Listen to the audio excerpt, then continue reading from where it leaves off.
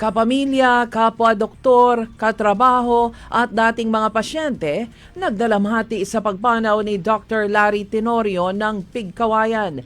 Labis ang kalungkutan ng mga ito matapos na sumakabilang buhay si Municipal Health Officer Dr. Hilario Larry Tenorio kahapon. Sakay ng kanyang SUV, si Tenorio nang ito'y pinaniniwalaang atakihin sa puso kahapon ng hapon sa National Highway, Barangay Baguer, Libungan, North Cotabato.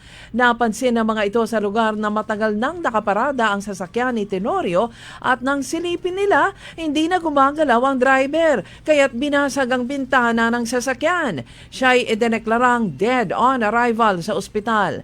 Matapos kumalat sa social media ang nangyari kay Doc Larry, kumalat din ang pakikipagdalamhati sa kanya mula sa mga katrabaho. Tinawag siyang the best storyteller, joker at down to earth. Isa si North Cotabato Board Member Sherlene Macasarte sa mga nagbigay pugay kay Dr. Larry. Anya si Doc Larry ang umalalay sa kanya sa ambulansya patungong Cotabato matapos na siya'y ambusin noong taong 2008. Ayon kay Macasarte, ang tapang at malasakit ng doktor ang isa sa mga naging susi upang maligtas ang kanyang buhay.